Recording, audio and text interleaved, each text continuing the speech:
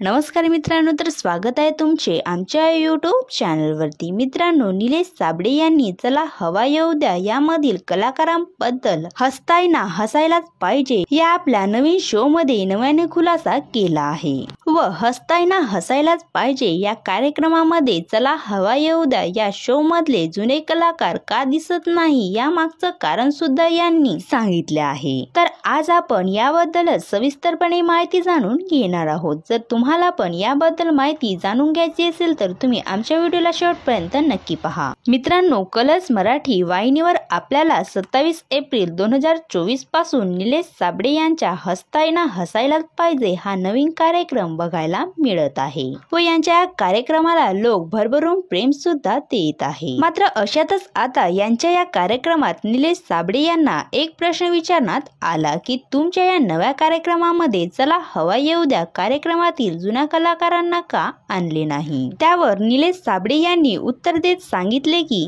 चला हवा येऊ द्या या कार्यक्रमात श्रेया बुगडे, भारत गणेशपुरे, कुशल बद्रिके व सागर कारंडे आम्ही सर्वांनी तब्बल 10 वर्षे सोबत काम केले व चला हवा येऊ द्या या कार्यक्रमाने आमच्याशी लाखो लोक सुद्धा जोडली गेली। मात्र 2023 मध्ये या कार्यक्रमाची TRP कमी जात असल्यामुळे या कार्यक्रमाला आम्ही बंद केले।